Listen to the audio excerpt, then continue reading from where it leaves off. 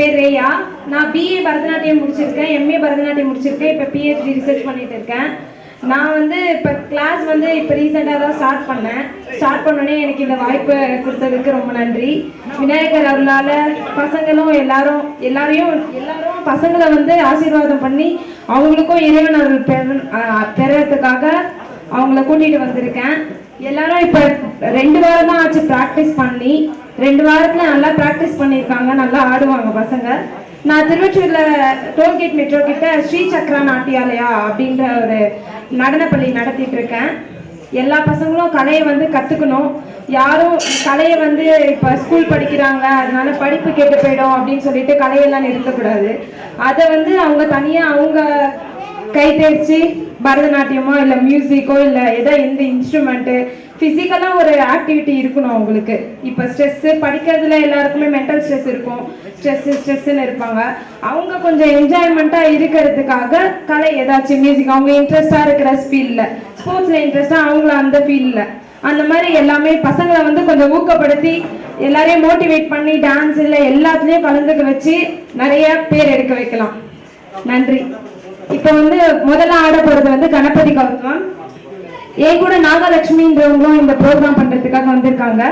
First ஒரு சின்ன பொண்ணு தான் ஆடுறா. அவங்க பேர் வந்து ஜீவா.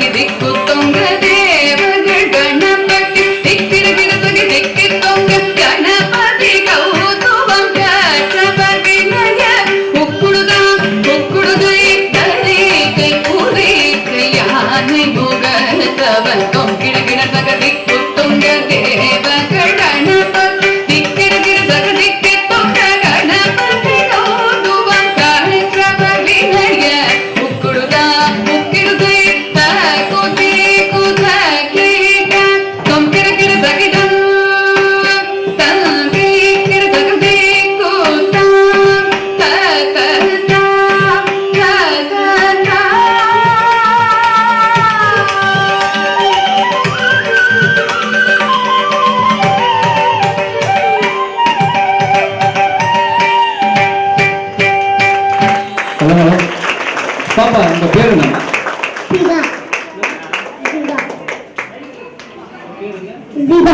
எல்லாருக்கும் வணக்கம்.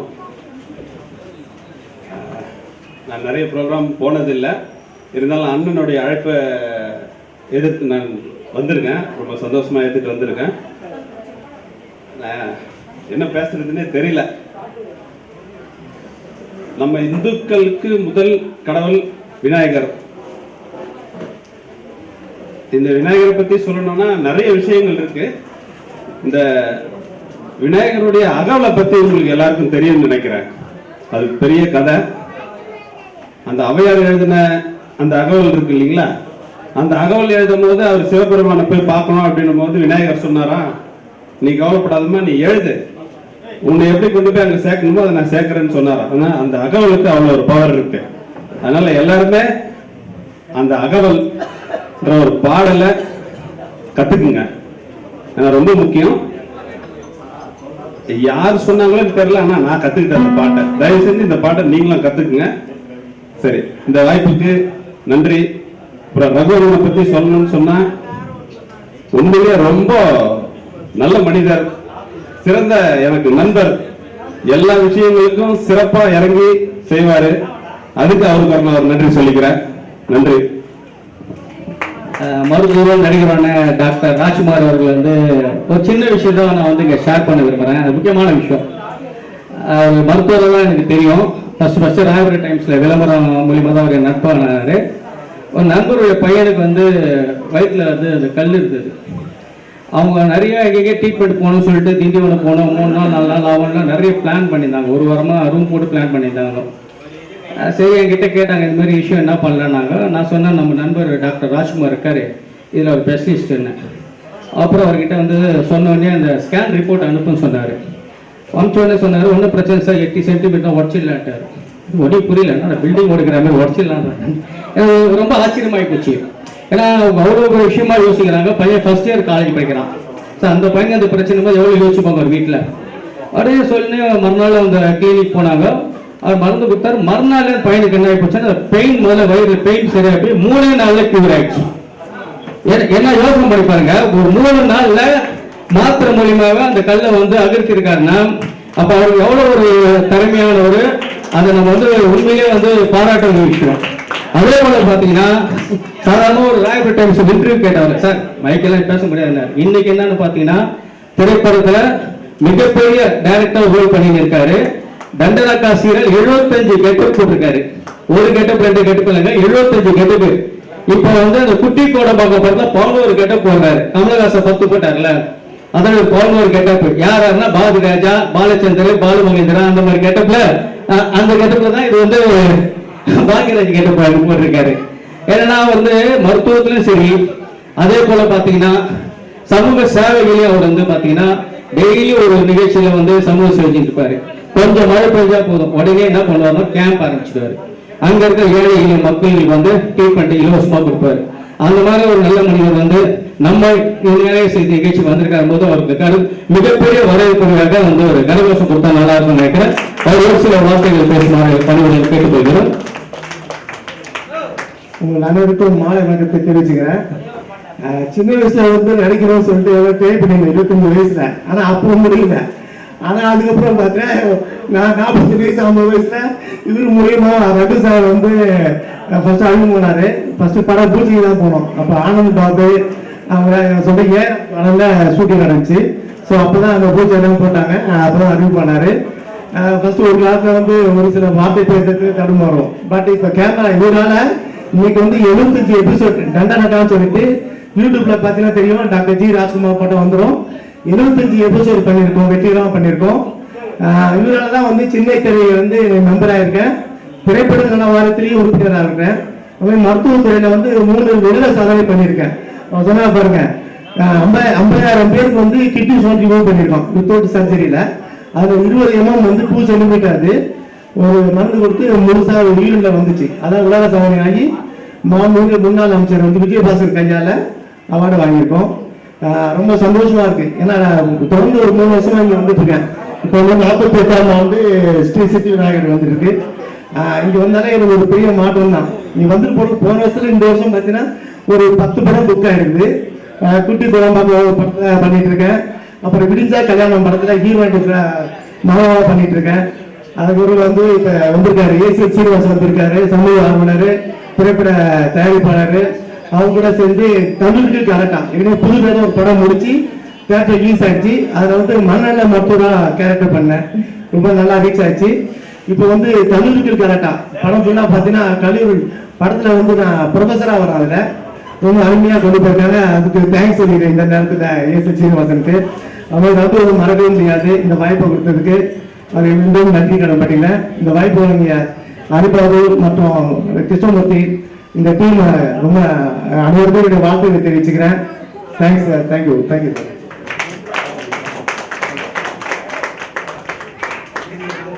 சிஆரை பற்றி ஒரு சின்ன அறிமுகம். அவர் 5 வருஷமா கீபோர்டு வந்து வாசிச்சிருக்காரு. அது இல்லாத பிரபல சிங்கர் சக்தி ராஜா சண்முகம், அவர் கூட வந்து பிளேபேக் சிங்கராக பாடலாம் பாடியிருக்காரு. மிகப்பெரிய அனுபவசாலியை தான் இங்கே வந்து இந்த நிகழ்ச்சியை நாங்கள் பண்ணுறதுக்காக இருக்கிறோம். அவங்களுக்கு நீங்கள் நல்ல ஆதரவு கொடுத்தீங்கன்னா இன்னும் வர காலத்தில் இன்னும் மென்மேலும் பல இடங்களுக்கு கொடுக்கும் அதுக்கான வாய்ப்பு இருக்கும். நன்றி, வணக்கம்.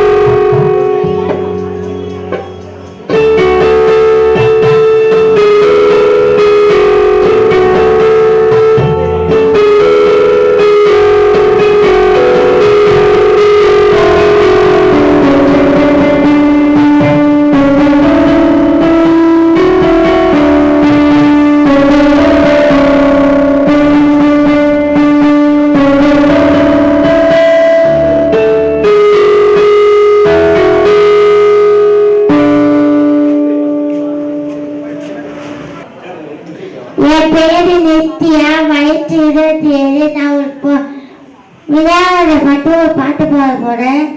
அது நீங்க எல்லாம் விநாயகனே வினேதி பவனே வேத முகத்தோனே யான முகவனே விநாயகனே வினேதி பவனே ஒரு புத்தினிலே அருளும் அருவன் கணநாதனே திருமாறனே கணநாதனே திருமாறனே விநாயகனே வினேதி பவனே.